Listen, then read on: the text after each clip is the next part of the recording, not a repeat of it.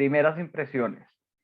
Rubiel y Daniel, ¿qué tal les pareció la novela en términos generales? ¿Qué Marcel, gustó ¿qué y qué no tal? gustó? Pues a mí me pareció, a mí sí me gustan los Estamos en novelones estilo de como lectura que sí se va a resumir. contrario a... Ay, mi madre, se salió. Pero Pero, yo creo que las primeras casi 300 páginas me pareció muy lento. Me pareció que le faltaba como ritmo a la lectura y me sentí repitiendo como varias escenas durante esas primeras casi 300 páginas. por Ya ejemplo, después empieza a cogerle ritmo uno y hacia la 400 ya es, digamos que ya cada capítulo tiene algo nuevo, tiene una circunstancia o una situación que lo engancha a uno fácilmente. No quiere decir que durante la primera parte, pues obviamente uno entiende que están como desarrollando y ya creando estamos toda por la acá. trama. Sin embargo, sí me pareció lento. Y es algo que me pareció también con el primer libro que leí de ella, El tiempo entre costuras, que inclusive hubo un momento en que dije, ay no, ya no quiero saber nada más de Marruecos y de la costura de esta señora, pues porque sí, listo, exitosa, pero, ajá, ¿y qué? Cuéntame algo, algo que me lleve más allá.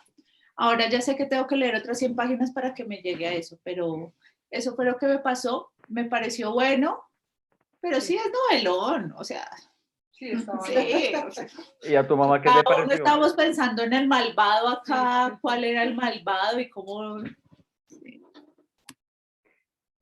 Adriana, lo que Adriana dice es muy cierto, eso sucede.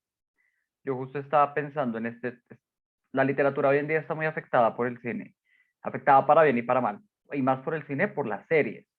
Esta película, tengo entendido, esta novela, tengo entendido que ya compraron los derechos para convertirla en serie, y están, o en película, o en una serie de películas, están pasándola a formato audiovisual. Digo que la literatura hoy en día está muy afectada por eso, o está muy influida, más bien influenciada, podríamos decirlo, en la medida en que funciona, fíjense lo corto que son los capítulos, son episódicos, son así rápidos, y toda esa lentitud que Adriana identifica, se justifica en que para que la trama del final tenga mucho sentido, para que pueda ser así de rápida y podamos vivir esa parte súper emocionante hacia el final de empezar a tomar cartas en el asunto, necesitamos presentar uno a uno los personajes, ¿no? Y esta autora, no sé si se fijaron, no deja ningún personaje sin presentar, ¿no? Ella nos quiere contar de dónde viene cada uno, incluso por poquito que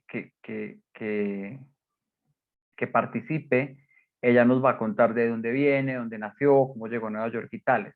Eso para que al final puedan actuar todos al tiempo y nos puedan ayudar en el plan de destruir a Massa, etcétera, etcétera, nos tiene que presentar el caso de uno por uno y entramar esas historias, ¿no? Entonces yo creo que además implica una lectura prolongada también, no se puede leer muy rápido, sino que toca ir leyendo, acostumbrándose a ese ritmo y luego esperar a que pase. Yo también por ahí hacia la mitad ya dije, listo, esta gente va, o sea, uno cree que lo que va a pasar es el club pero eso no es lo que va a pasar. O sea, lo del club, que uno cree que es el objetivo principal de la novela, estrenarlo es la verdad, es la excusa para la verdadera acción o la acción más relevante, que es cómo ellas se liberan del señor que quiere robarse el caso, del abogado.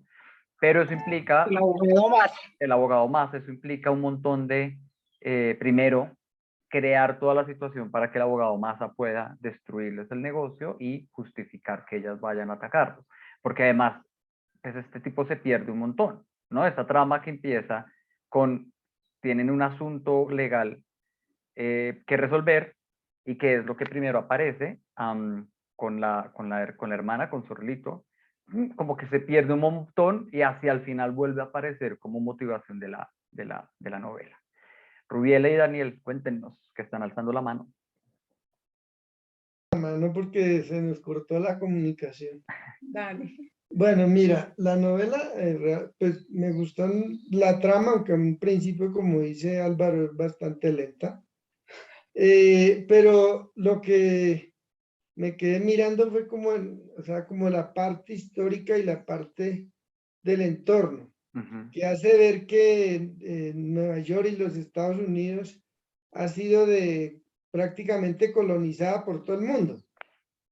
Entonces acá vienen las españolas, que vino el papá a trabajar primero, luego se vinieron ellas, y así generalmente, pues dicen que Nueva York es la capital del mundo, pero ha sido así, ha sido de españoles de todas partes, y han venido ya con la segunda, tercera generación, pues ya son obviamente norteamericanos, pero ahí muestra cómo es el sueño. Ellos también tenían el sueño americano, ¿sí? Porque la idea era de que, pues si bien esperaban el pleito que las iba a salvar, pues también trabajaban y luchaban por salir adelante y por pensar que algún día iban a hacer plata y se iban a disfrutarlo a España.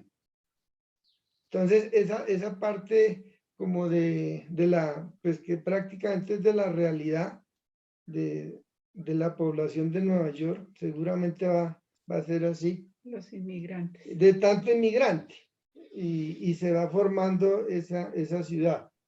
Ya la otra, pasando a la novela, pues la China sí, muy de malas, porque yo no sé si, yo le decía a Rubí, van a tener que bañarse con un agua y hierbas para ver si mejora la suerte a medida que íbamos leyendo la novela, porque todo era de malas, todos se burlaban, todo les salía al revés.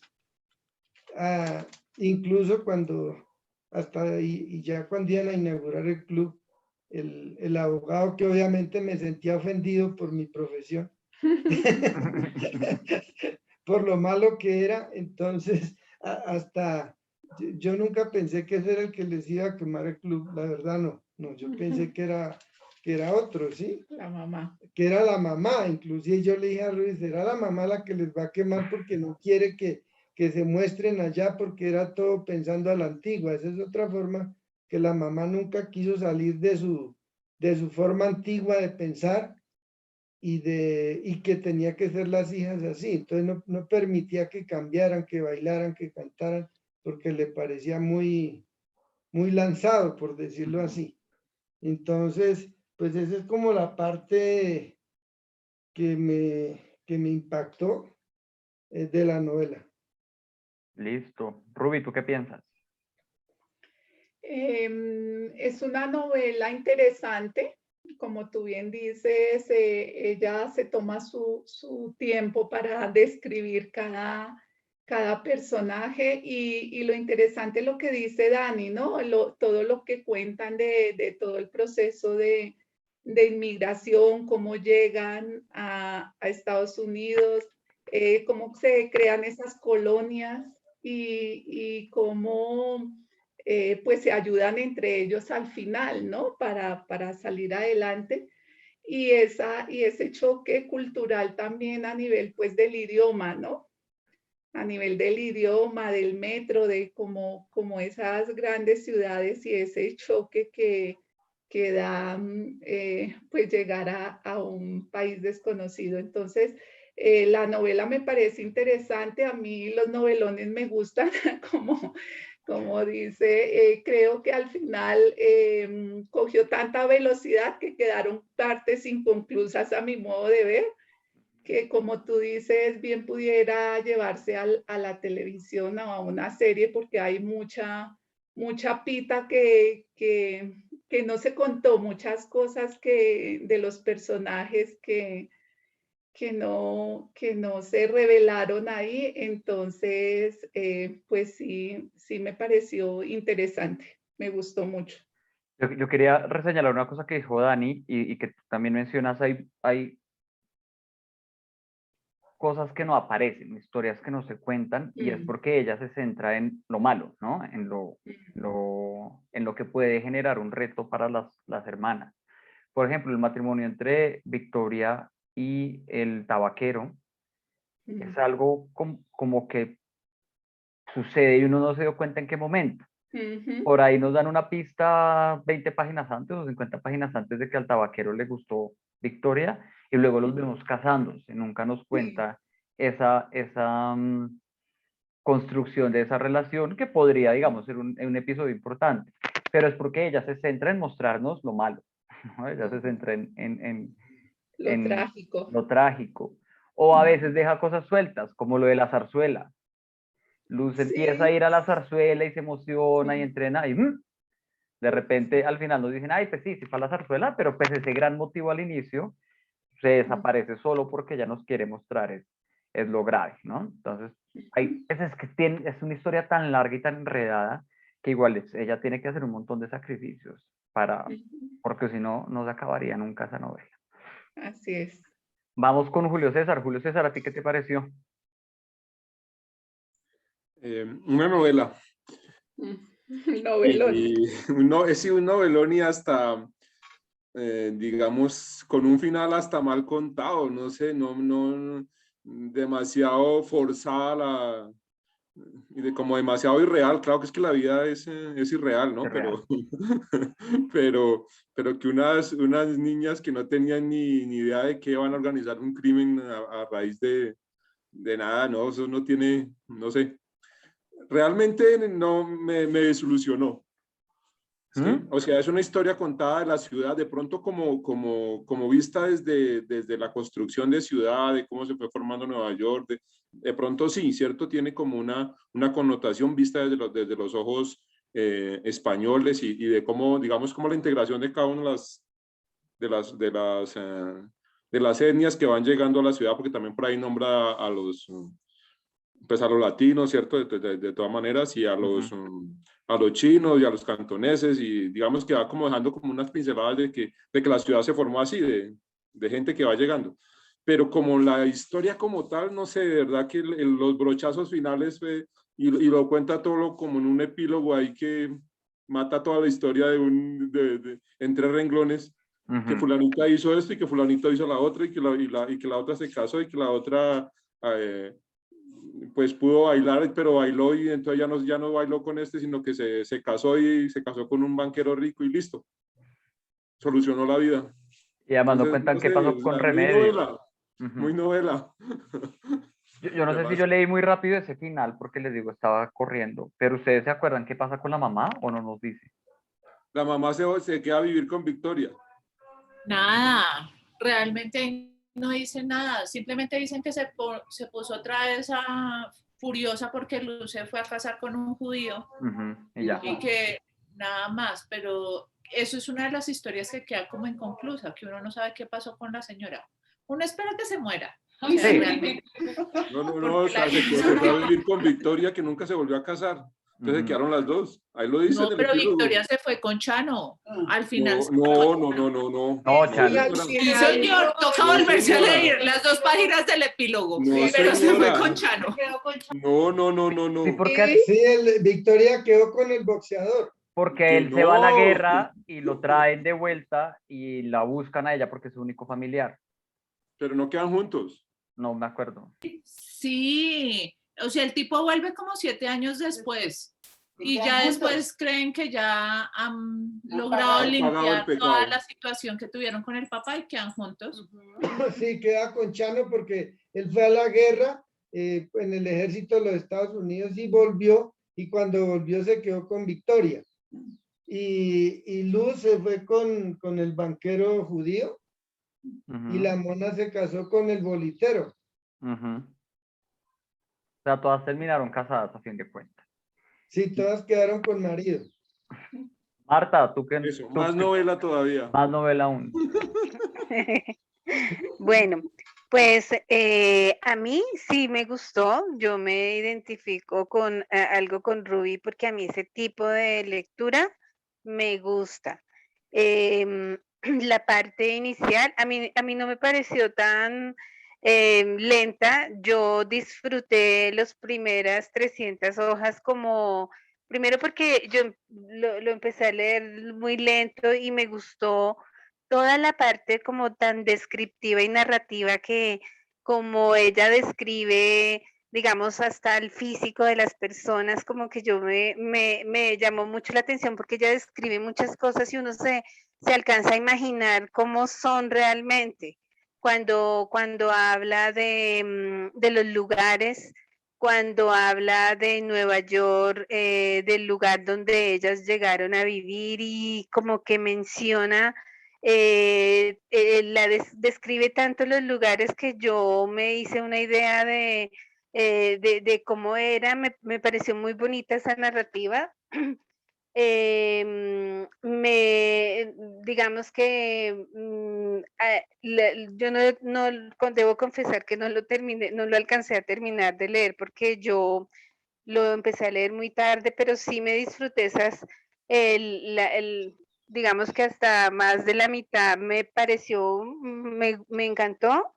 Y la forma como describe también la cultura que ellas traían de su España, de Málaga, bueno, de la parte donde ellas vivían, de su forma tan pobre, como de su vida tan humilde en la que ellas estuvieron, como describe. Yo pienso que ellas tres se vinieron a descubrir eh, digamos, tan jóvenes con todo esto que vivieron y cada una en esta situación que vivieron se empezaron a descubrir y a saber cada una como también como a descubrirse lo que querían. Por ejemplo, Luz cuando descubrió que le gustaba el tema de la zarzuela, a Mona con el tema financiero que siempre estaba pensando como cuando estaban en el restaurante, que ella era la que compraba las cosas, como que estaba pensando, y de ella surgió la idea del club, o de Victoria, que Victoria sí creo que fue la única que no le mostraron como una forma siempre estuvo muy cerca de la mamá y como que no se habló mucho de ella, la verdad. Pero me gustó mucho, me fascinó, de verdad que sí, me encanta este tipo de lecturas, me gustan mucho. Super, Marta, gracias. Gracias por hacernos notar eso, porque es un desarrollo de 3 personajes, ¿no? Eso es una novela, técnicamente se llama novela Bildungsroman, novela de construcción, es la traducción que hay. Creo que yo les había hablado de este concepto, ¿no? Que la historia es ver cómo un personaje se enfrenta a ciertos retos y sale mucho mejor, ¿no? Es el clásico de la novela, por ejemplo, de Charles Dickens, todas las de Oliver Twist y esas cosas del siglo XIX, son de ese orden. Pero esta tiene el reto de que nos está haciendo crecer a 3. No es solo un personaje, son las 3 que actúan como estas hermanas. Y Victoria ciertamente es la más rezagada en ese sentido, es la que menos llegamos a conocer. De nuevo, porque no sabemos las razones por las que se casa, y su única como lucha que tiene es enamorarse de su ahijado, de su hijastro. Más allá de eso no sabemos qué aspira, qué quiere, si no aspira a nada, sino como que y además como ella no comparte con nadie sus emociones, pues también es como supremamente aislada en ese sentido, la que menos desarrollo tiene. De nuevo es por lo descomunal, monumental de la obra, que llenarla más de detalles puede afectarlo. Claudia, cuéntanos. Ella era la más conformista de todas. Uh-huh. Ella se conformaba con cualquier cosa, con decir, le daba miedo todo. En cambio, Mona y Luz se le medían a todo. Uh-huh. Y digamos que yo creo que la novela está enfocada más como hacia lo que toda la vida se ha vivido, son las mismas injusticias que se pasan ahí, son las que vienen desde que se generó el ser humano y son las mismas de hoy en día.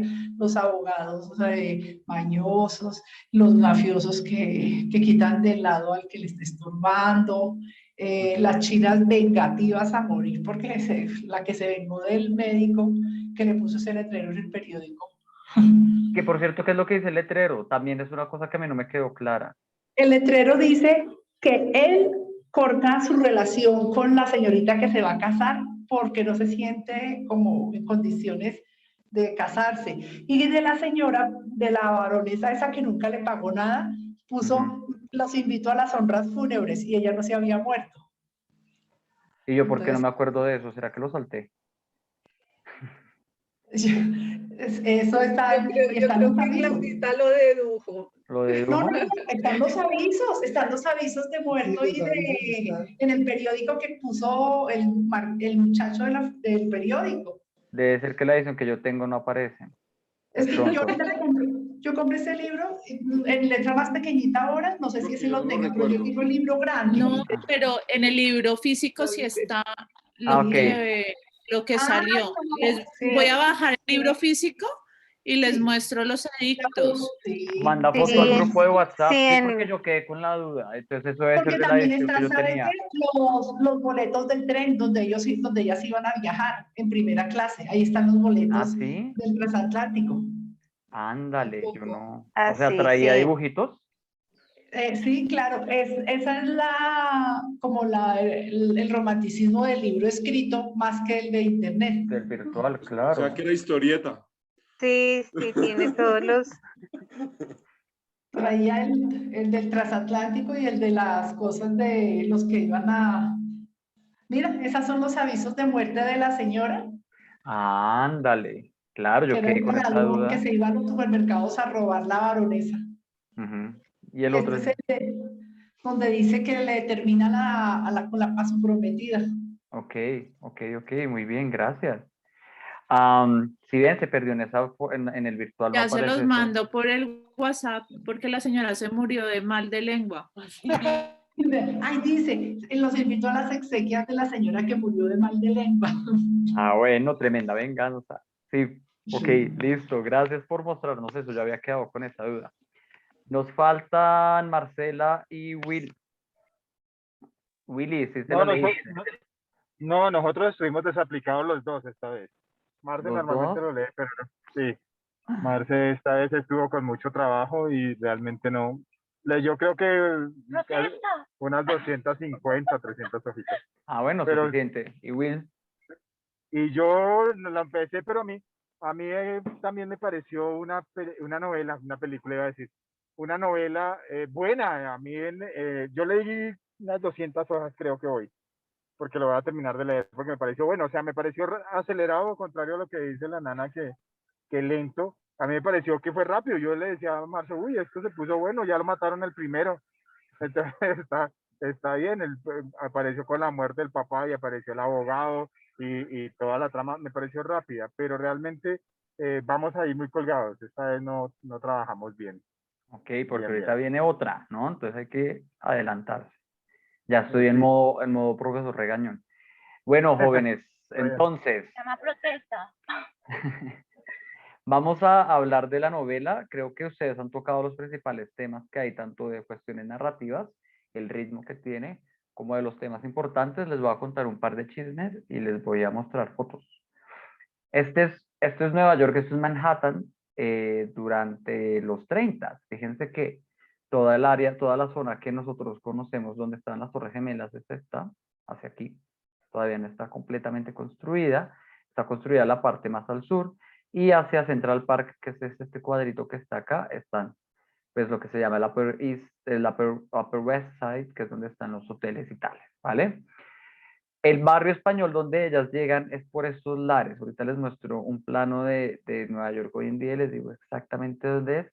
Es en estos lares y lo más importante es que vean cómo Nueva York es ante todo puertos. Hoy en día ya eso no existe. Todos estos puertos ya están convertidos en otras cosas. Hay uno que otro, pero en general son como playas o como caminos pues, al lado del río. Este es el río Hudson. Perdón, Álvaro, también el libro trae un mapa de la época de Manhattan donde estaba el restaurante, la funeraria. Ahí todo manda ese- todo eso, porfa, que nosotros no lo Listo. vimos. Y yo me maté esta mañana buscando ahí un mapa para saber que estaba en el libro.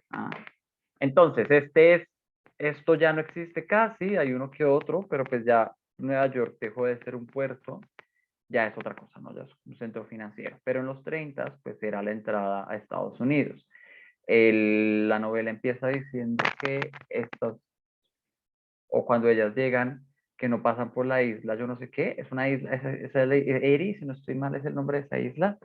Esa isla era donde todos los migrantes tenían que pasar a hacer un registro, ¿no? Queda un poquito al lado, un poquito cerca por la altura de la Estatua de la Libertad, que está más hacia el sur, ya casi llegando a la salida con el mar, y ahí los migrantes pasaban, casi que no a lo que nosotros llamamos migración hoy en día, que era, que es como revisar si tienen visa y a dónde van y por qué van, sino más bien a revisar que no tuvieran enfermedades, ¿no? Era un lugar de cuarentena y tales, pero en los 30 hubo un nivel de migración tan grande que se optó por dejar de hacer ese tipo de vueltas, ¿no? Entraban, bajaban y solo un oficial en la entrada les sellaba pasaporte o les miraba los documentos y seguían sin ningún tipo de restricción. Eso es lo que permite que Nueva York haya tenido tanta migración. Hoy en día es 20.000 veces más difícil, porque hay que pedir visa, etcétera, etcétera, ¿no? En esa época no existía.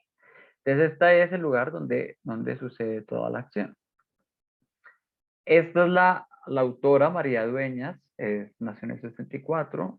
Esta foto es como de este año, del año anterior. Y nació en Puerto Llano, España, aunque hoy en día vive en Cartagena. Cartagena es una ciudad que queda en Murcia, en España. Es una autora reciente, quizá de las autoras más contemporáneas que hemos leído, en la medida en que su obra empezó hace menos de 12 años, 13 años apenas, y entonces pues sus obras son recientes, son recién salidas del horno. El tiempo entre costuras es la primera de ella, del 2009. Ella estudió literatura y es doctora en literatura y es profesora de literatura de la Universidad de Murcia. O sea, ella es y ha dado clases en muchos lados de Estados Unidos, según tengo entendido. Entonces ella es una académica y al parecer ya que logró pues, hacer mucha investigación al respecto de sus temas de literatura española, pues es que puede escribir esto. Estoy viendo aquí el mapa, claro, ahí está bonito. Y voy haciendo un mapa enorme. Entonces, la primera es el tiempo entre costuras del 2009, habla sobre Marruecos y las guerras europeas. Misión Olvido es del 2012, La Templanza es del 2015, Las hijas del capitán es la que leímos 2018, y este año saca Cira del 2021, que es la continuación o la segunda parte o continúa con las historias del tiempo entre costuras. Entonces, Adriana tiene la oportunidad de reempezar el tiempo entre costuras porque en Cira va a encontrar más información aún. O sea, va a continuar con esas historias, no se va a quedar cortada como nos quedamos aquí con Las hijas del capitán. ¿Listo?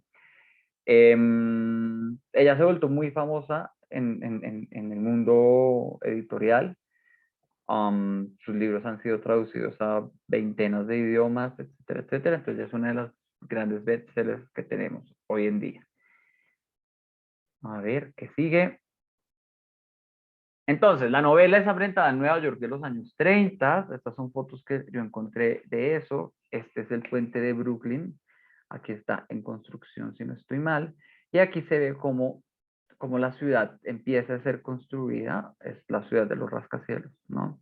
Precisamente es en los 20, en los 30 y los 40 que Nueva York tiene el mayor crecimiento demográfico que ha tenido en su vida. En esa época tenía 7 millones de habitantes, hoy en día no llega a los 15. Entonces, pues, para haber pasado tanto tiempo, pues no ha crecido tanto. Crecido fue en esa época por múltiples razones que les voy a contar, ¿no? Entonces, la novela narra la vida de 3 hermanas españolas que emigraron a Estados Unidos. Y subrayo o pongo en negrito esos 2 temas, porque estas 2 palabras, porque los principales temas que yo creo que uno puede sacarle a esta novela, que trata la novela, es el tema de las mujeres y la migración, que es un tema que además es siempre relevante, o que cada vez se hace más relevante y que pues nos puede dar luces sobre fenómenos históricos y culturales que están pasando hoy en día, específicamente toda la migración venezolana y afgana que estamos viviendo y que se viene, ¿no? Sin quererlo, además, ningún migrante quiere.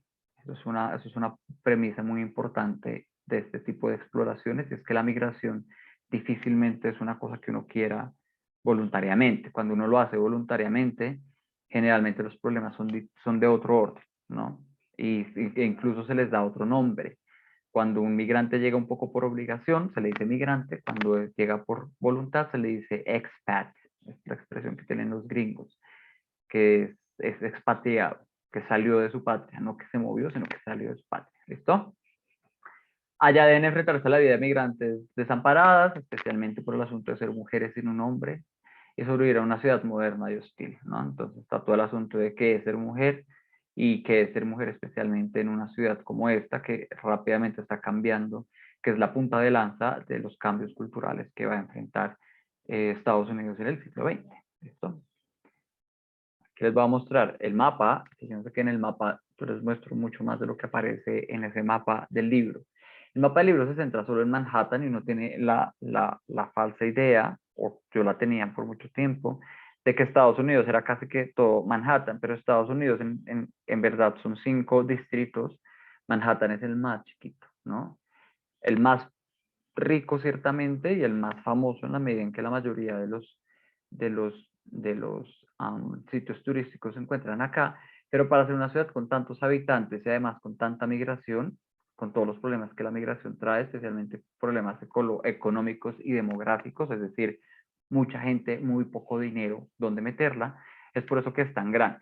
Hacia aquí abajo hay una cosa llamada Staten Island, que es como la zona menos conocida, que es muy residencial y casi nadie habla de eso. Esto de aquí abajito, es Brooklyn, bueno, todo esto. Es Brooklyn, que es el otro distrito. Aquí es donde está el puente de Brooklyn. Y esto es donde vive la mayor cantidad de clase media, ¿no? De hecho, el gran grueso de neoyorquinos viven es en Brooklyn y pasan a Manhattan a trabajar o a vivir, porque en Manhattan es absurdamente caro vivir. Sobre todo en esta zona, que es el Upper East Side, el del este, que es la zona donde viven los ricos, riquísimos ricos, y donde están los hoteles, por ejemplo, el Waldorf Astoria y el Saint Moritz y todos estos hoteles quedan por esta zona, que son alrededor de Central Park. Tenemos, bueno, ese es el río Hudson que separa a Nueva York de Nueva Jersey, y aquí es el río Este, que es mucho más chiquito. Hacia este lado tenemos a Queens. En Queens, por ejemplo, está si no estoy mal, la colonia colombiana queda en Queens. La colonia colombiana en Nueva York es por los lados de Queens, fíjense, bastante alejado del Nueva York cinematográfico. Y hacia aquí arriba, que no aparece porque si no ya no se veía nada, queda el Bronx, que tradicionalmente lo consideramos un barrio peligroso, y es especialmente considerado un barrio peligroso porque es el barrio de asentamiento afroamericano, ¿no? Brooklyn es más europeo, Queens es más latino, Bronx es mucho más negro, ¿vale? En el punto en el que está marcado es la iglesia de Nuestra Señora de Guadalupe, que es la iglesia propia del barrio latino, del barrio español. La pequeña España se llamaba toda esa zona, como bien nos lo dice la autora en el epílogo, esa zona ya no es lo mismo que era antes, ya eso fue destruido precisamente porque eran muchos puertos y ya hoy en día no hay casi puertos. Y además pues ha habido toda una campaña desde los 80s y los 90s de destruir esos puertos y construir en esos viviendas de interés social o nuevos hoteles o nuevos lugares, aprovechar ese espacio porque ya Nueva York se está quedando sin espacio, ¿no? Fíjense todo lo que ha crecido hacia acá, pero pues si yo vivo acá y tengo que trabajar en Manhattan, me puedo durar 2 o 3 horas. A pesar de que ellos tienen una red del metro bastante amplia y bastante eficiente, igual tienen problemas de transporte impensables, inimaginables, que uno no conoce bien. Y además es muy densamente poblada para ser una ciudad costera que está entre 2 ríos, tiene muy pocos espacios verdes, ¿no? Los parques son muy pocos, Central Park es el único pulmón que está en la isla de Manhattan y entonces eso también genera problemas ecológicos y de salud muy importantes. Nueva York es de las ciudades más contaminadas que hay, es de las más peligrosas en Estados Unidos, es ciertamente de las más sucias que puede haber por la cantidad de gente y la cantidad de población flotante que se mueve en Manhattan. Mucha gente vive y trabaja y sale aquí de noche, pero que trabaja y se mueve aquí de noche, pero muy pocos viven, como en muchos centros de las ciudades, ¿vale? Toda esta zona de aquí abajo fue donde empezaron a llegar las primeras migraciones como eran personas que trabajaban cerca de los puertos, etcétera, etcétera, y pues bueno, cerca de los puertos en general no hay mucha comodidad, todo está más hacia arriba, las zonas ricas son al lado de Central Park, pues aquí es donde se encuentran la mayoría de pequeñas ciudades, como estaba la pequeña España, también estaba el barrio italiano, el barrio chino, el barrio coreano, etcétera, etcétera, porque como bien señalaron ustedes, y como voy a repetir y en lo que voy a hacer mucho énfasis después, es Manhattan y Nueva York como una ciudad propia de migrantes, ¿no? Y la novela precisamente nos habla de esa época. Contexto histórico. Creo que gran parte de lo que se habla y de lo que construye la trama y que le permite que haya mucho desarrollo, esto no se ve completo, de que haya mucho desarrollo de problemas, de líos literariamente explotables, es el contexto histórico, ¿no? Entonces, en la década de los 30 tenemos dos eventos muy importantes y es interesante cómo ella logra encadenar los sucesos europeos en una ciudad norteamericana. En el 99, bueno, primero está la Primera Guerra Mundial que acaba en el veintitantos, o del 14 al 18, ya no me acuerdo, pero para los 20 Estados Unidos empieza a perfilarse como una potencia mundial, especialmente porque Europa, que pues, es la gran potencia mundial, está en una crisis enorme, no solo por la Primera Guerra Mundial, sino por pues, todos los problemas que hubo con las caídas de las realezas del finales del siglo XIX, y con problemas grandes como Rusia, con el comunismo y toda la disputa entre derecha e izquierda, o comunistas y fascistas, todos esos movimientos políticos que azotan Europa un montón. Estados Unidos, al haberse liberado de Inglaterra hace mucho tiempo, ya casi 2 siglos, porque ellos son en 1700 y piquito, no se ve afectado por esos problemas. Es decir, ya no tienen una conexión tan importante con Europa como para que como para que les afecte. Todo lo contrario, ellos aprovechan mucho la situación porque son, en ese contexto histórico, una de las pocas economías estables. Y no solo estable, sino en crecimiento. Tanto así que en el 29 pues, tienen una crisis económica enorme porque pues, se empieza a inflar demasiado la especulación, especialmente inmobiliaria, y pues los bancos quiebran. Pero después de las crisis siempre vienen reactivaciones económicas importantes y ellos se aprovechan de la cantidad de migrantes que llegan para construir la ciudad, ¿no? Entonces, no es fortuito, no es accidental que el señor Arenas, Emilio Arenas, si no estoy mal que se llama, llegue precisamente a Nueva York, porque es ahí donde más va él a tener contacto de comerciante, dado que él era pues, un navegante que se movía entre Europa y América. Y además no es sorprendente que pues, haya sentido que tenía mucho sentido, perdón la redundancia, asentarse en esa sociedad. Él no habría podido asentarse en Europa precisamente por lo que estaba pasando en este momento en España, ¿no?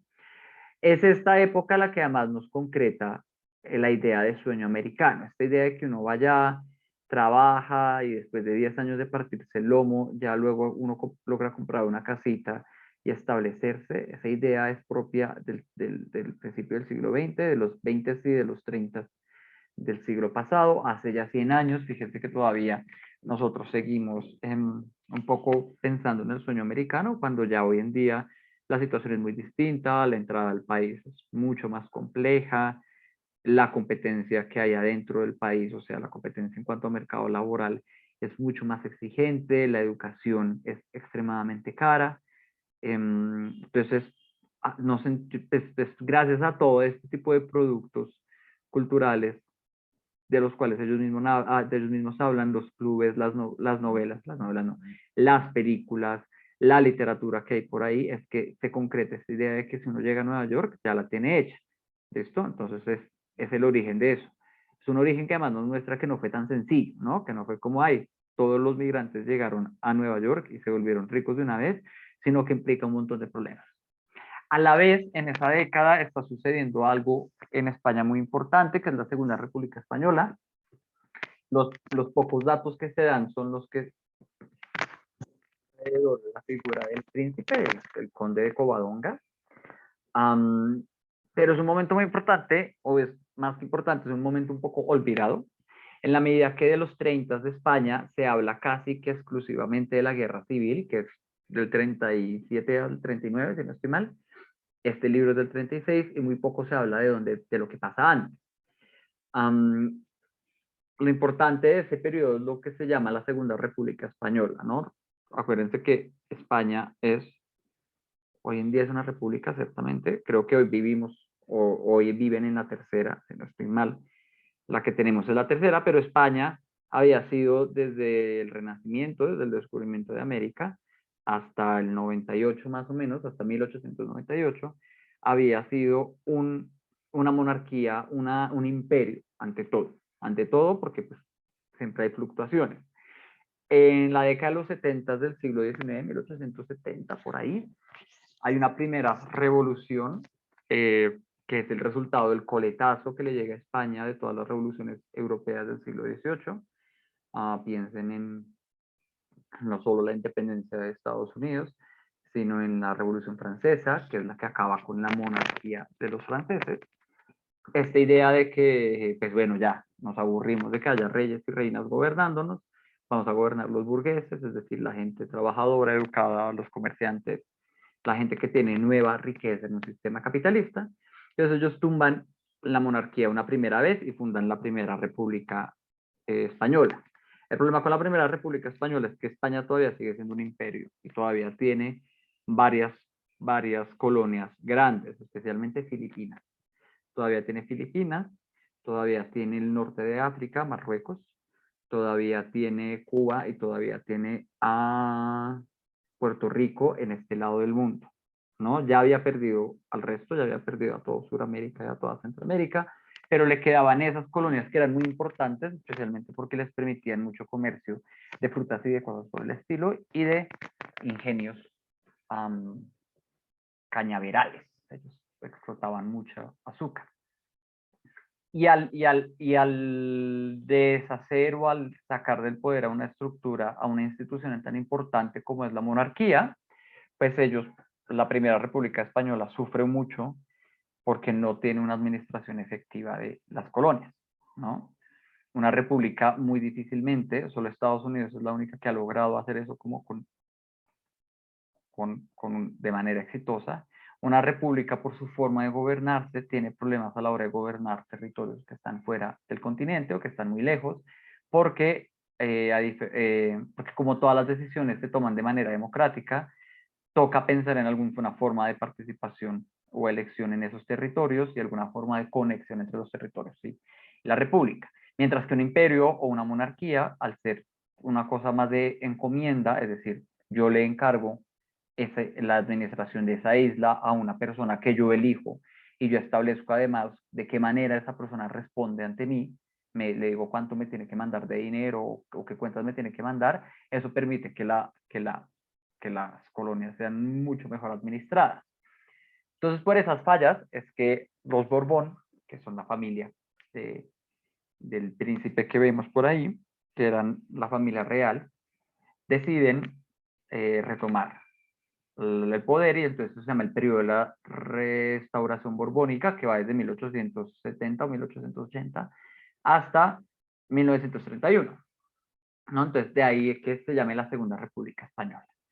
Con la Primera Guerra Mundial, los Borbón no logran acoplarse a los cambios europeos del primer mundo, de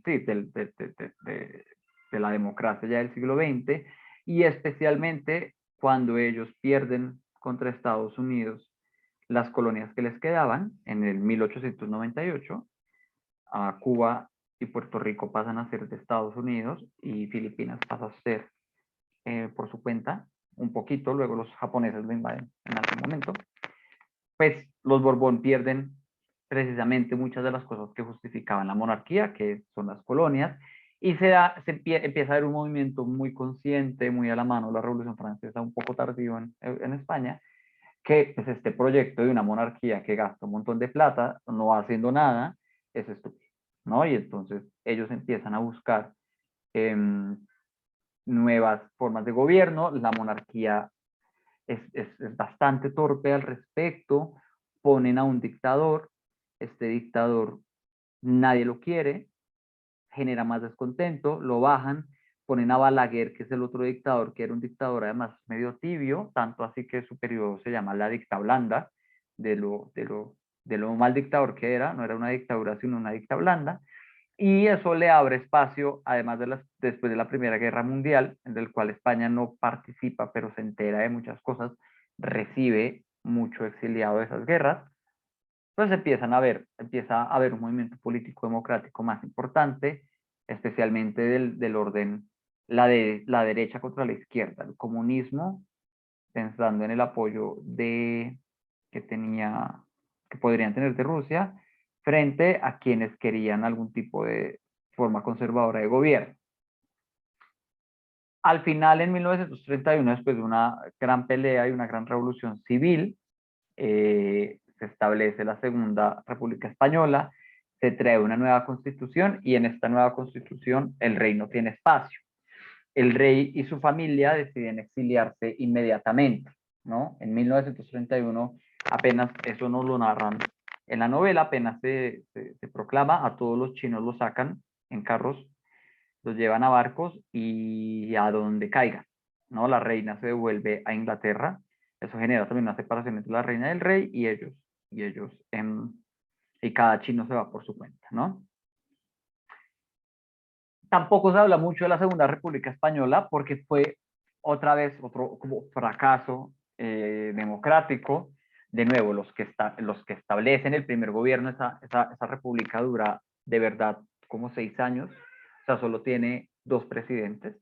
El primer presidente se pone muy exageradamente optimista con el comunismo y con la izquierda y con los programas sociales entonces se vuelve muy amigo de las centrales obreras y tales y hace cambios económicamente drásticos y graves para España.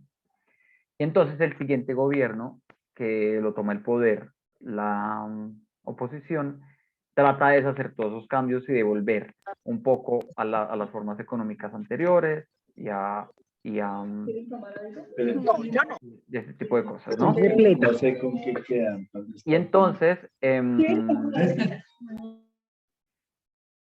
eso genera que la derecha logre el poder, trate de cambiar todo, y ellos terminan aliándose con Francisco Franco, ¿no? Y muchos problemas que ya habían tenido los monarcas antes, especialmente con las regiones, Cataluña, el País Vasco y los gallegos, explotan de una manera horrorosa y empieza la guerra civil en el 36-37 y ya en el 39 pues, se instaura la dictadura de Franco que dura hasta los 70, ¿no? Entonces este periodo tan cortito, tan agitado, acuérdense cuando leímos La madre de Frankenstein, es en este periodo chiquito de la Segunda República Española que Hildegard, la niña prodigio esta que luego la mamá termina matando, ella se mueve especialmente en esos 6 años poquitos que hubo de movimiento político democrático fuerte, porque de ahí en adelante empieza la dictadura de Franco. Mucha de la migración que llega a Estados Unidos es migración de la guerra civil, pero fíjense que muy acertadamente, creo yo, para no volver esto un tema de la guerra civil, la autora decide que esta migración sea por razones económicas. En todo ese movimiento político y todos esos cambios de democracias y esas vainas, pues mucha gente pierde trabajo y es mejor ir a buscar otros lados. Nueva York a la vez estaba siendo el lugar preferido para ir a iniciar de nuevo. La gran discusión que hay detrás y que yo pensé que iba a ser mucho más emocionante o que yo pensé que iba a ser mucho más explotada es la presencia del príncipe, ¿no? Y todo el asunto de la monarquía versus república. De hecho, yo pensé que Mona iba a tener algún tipo de relación más cercana con el príncipe, que ya lo iba a buscar más rápido. Y como que eso se pierde y reaparece muy bien, de nuevo muy tarde, creo yo, o muy de la nada, ya como cuando uno se había olvidado, cuando ella decide pedirle ayuda para que él sea el invitado especial de la apertura de su negocio. Aunque también uno puede justificar eso, y creo que la autora se justifica en la gente de los pueblos realmente no sabía que era eso. ¿no? La gente, el español del común, el español obrero, no tiene la menor idea de qué es la monarquía, no sabe cómo funciona, no sabe quiénes son los que están ahí. Eso es un asunto más internacional y mediático que otra cosa. Entonces ella qué iba a saber y qué se iba a preocupar porque estuviera con el príncipe o no. Yo pensé que cuando ya descubriera que el man era el príncipe iba como, como por lo menos, no sé, echar un grito o algo por el estilo, pensar que había estado al lado de alguien de la realeza, pero ella parece no importar, ¿no? Aquí está lo que ya les acabo de decir, cómo sucede esto del exilio de el rey Alfonso XIII. El rey es este señor. Además es un rey que sufrió mucho porque él empieza a ejercer a los 17 años. Su tío, que era el que estaba encargado, muere de la nada y él era el siguiente en sucesión. Y a los 17 años, en contra de todo protocolo, él queda elegido como rey, o bueno, es nombrado rey, pero él tiene un problema de salud y entonces eso hace que su hijo recién nacido ya también sea de una vez proclamado rey apenas él se muera, como de una manera muy, muy acelerada. La monarquía ya está viendo como esa idea de que el hijo, el monarca, o sea, que el poder se herede es bien peligrosa porque depende de la fortaleza de sus reyes y pues cada vez salen más enfermos. Esas enfermedades, además, que ellos tienen, el hecho de que toda esta gente termine siendo muy enferma, es el resultado de siglos y siglos y siglos y siglos de casarse y de tener hijos entre primos. Son problemas genéticos por, por reproducirse entre ellos. De hecho, son muy famosas del siglo XVII y del siglo XVIII, pinturas de Luz Borbón que muestran que son muy belfos. Ellos de tanto mezclarse entre ellos mismos, se les empezó a salir la mandíbula, entonces son las pinturas, y eso que las pinturas trataban de reducirlas, pues son personas muy casi que deformes por la mezcla que hubo. Ellos, los Borbón de hoy en día, no tienen esos problemas porque ellos terminaron uniéndose a otras familias reales, como la griega, tienen por ahí una relación con la griega, la inglesa, tienen una relación con la iglesia, con la inglesa, y con los austriacos, ¿no? Este tipo igual se va a Roma, desde allá quiere seguir gobernando y él apoya mucho a los partidos que tratan de restituir la monarquía, él actúa como jefe de Estado de facto, como ad hoc, como se autoadscribe la idea de que él es el jefe de Estado, pero ya nadie le hace caso. Incluso él trata de aliarse con Franco y con Mussolini para generar un golpe de Estado que permita la restauración de la monarquía. Franco le para muchas bolas y Franco le cree mucho, pero nunca le da real poder, y pues Mussolini cae. El tipo muere en el 48 en Roma, él nunca logra volver a su reino y pues solo hasta los 80 sus restos son traídos de vuelta a España, solo hasta después de la caída del Imperio de Franco, que es la restitución de la monarquía que sucede hasta los 70, ¿no?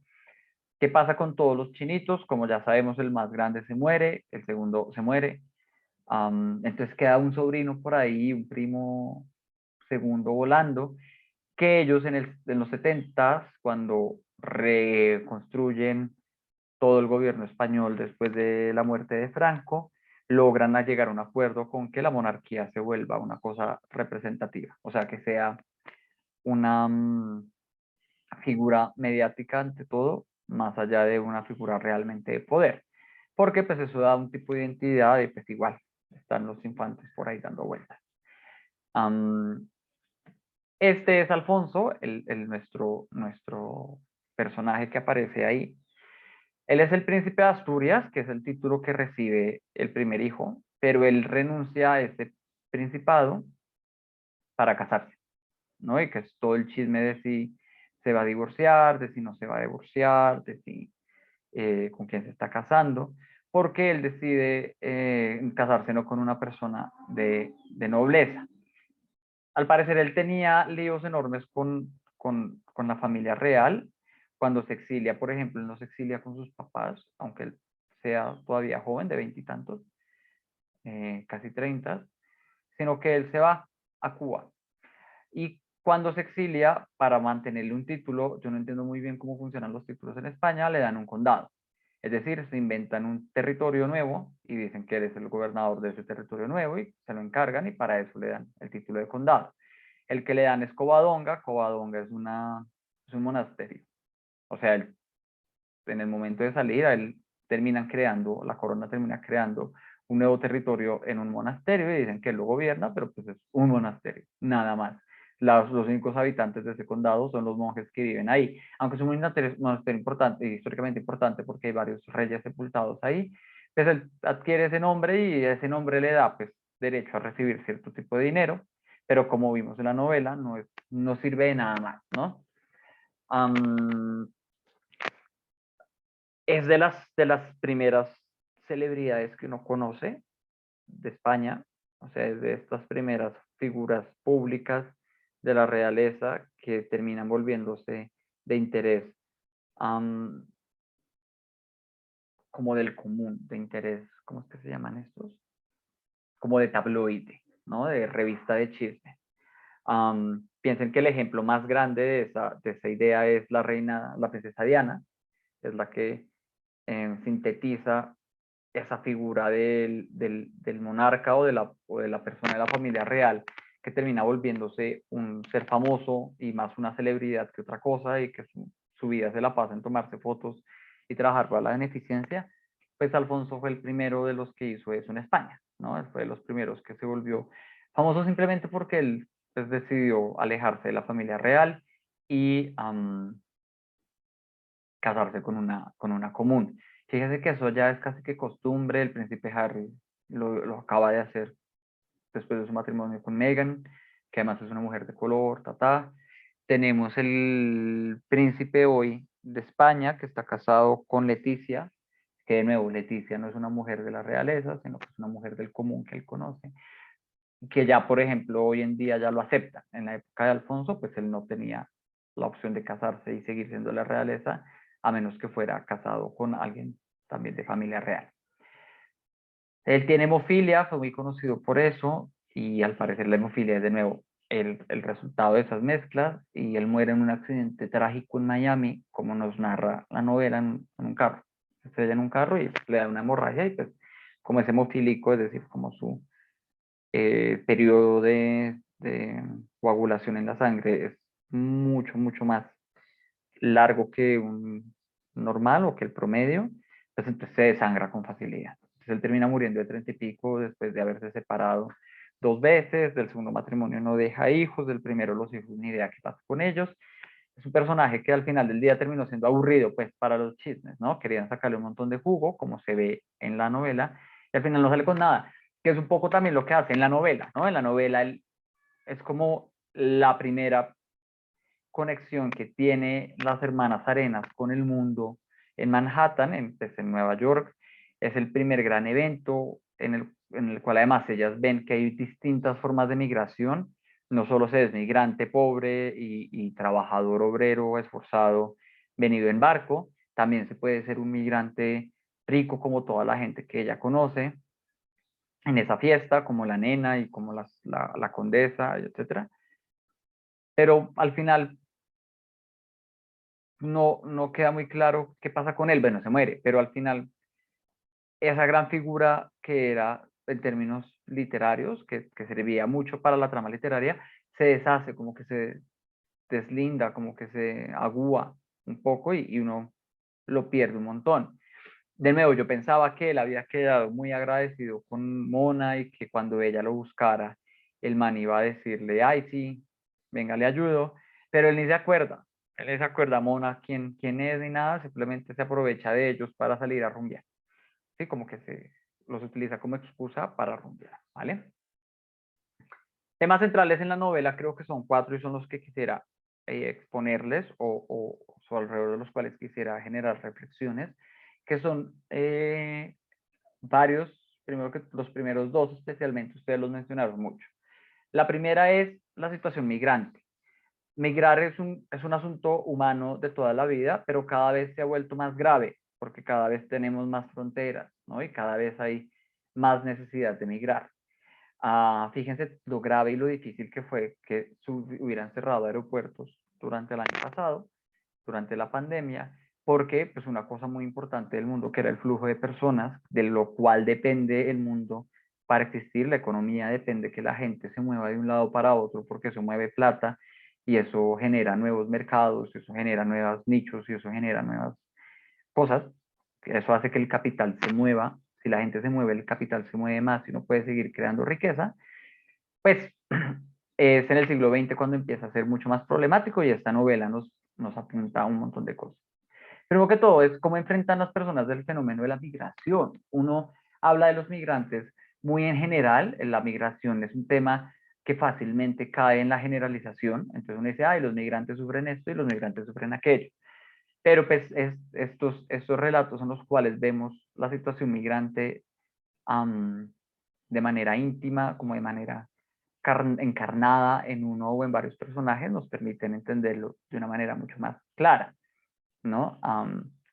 De nuevo les decía, ese es un tema muy importante para nuestro contexto, en la medida en que Colombia siempre había sido un país bien cerrado a las migraciones.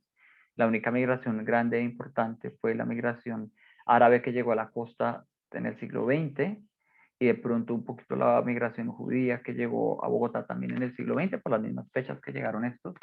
Llegaron algunos judíos de la Segunda Guerra Mundial, pero ellos lograron acomodarse, o sea, nunca armaron un barrio completo, ¿no? Aquí no hay ninguna ciudad que tenga un barrio judío completo, aunque Chico se supone que es el barrio judío, pues no tiene mucho de eso, o es un barrio muy aislado de la sociedad como para que sea importante para la mayoría de la población. Entonces, solo hasta hace 5 años es que sabemos que es tener migrantes. Tenemos un problema de migración interna muy grande, del cual debimos haber aprendido, pero no es muy claro que hayamos aprendido, y toda la situación de la migración venezolana nos debería poner a buscar fuentes, creo yo, en la literatura es una gran fuente para pensar el problema de ellos. Les digo de nuevo, es un problema que se tiende a asumir de manera generalizada. Se piensa al migrante o a los migrantes como una masa muy homogénea de personas que llegaron acá y que están asociadas generalmente al problema y al crimen, pero uno pierde de vista la experiencia personal y humana que hay detrás, ¿no? Fíjense que no ha habido todavía la primera novela sobre qué es ser un migrante venezolano en Colombia, no ha habido la primera reality, no ha habido el primer telenovela, no ha habido la primera película que nos narre eso. Es algo que todavía deberíamos pensar en construir pronto para darle voz a esta gente, ¿no? Pero bueno, el principal problema que genera la migración es el desarraigo, es el perder las raíces que uno tiene, especialmente, pues, como les decía, en muchas ocasiones la migración, como por ejemplo ahorita la migración afgana, esta ola de migración afgana que se viene hacia América, es en contra de la voluntad. En muy pocos casos, de nuevo generalizando la situación migrante, en muy pocos casos el migrante migra porque quiere, ¿no? Es como voy a armarme el proyecto de ir a otro lugar del mundo y a conocerlo, sino yo estoy feliz acá y de repente me cortan las raíces, termino en un nuevo lugar. Entonces el desarraigo es lo que lleva a la construcción de diásporas.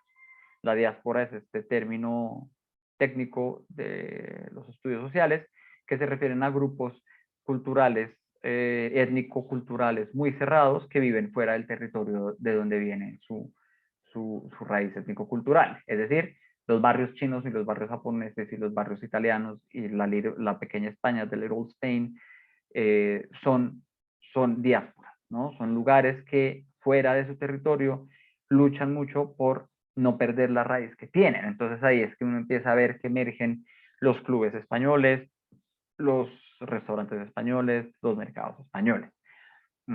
Se supone, tengo entendido, que hoy en día Cedritos es el barrio donde se están centralizando la mayor cantidad de venezolanos. Entonces uno va por allá y se encuentra un montón de arepas venezolanas, etcétera, pero pues los hay en varios lados de la ciudad. El desarraigo generalmente, y lo explica muy bien en el caso de, ese gran problema de la situación migrante, se ve especialmente en Remedios, la mamá. Eso implica un trauma enorme, porque pues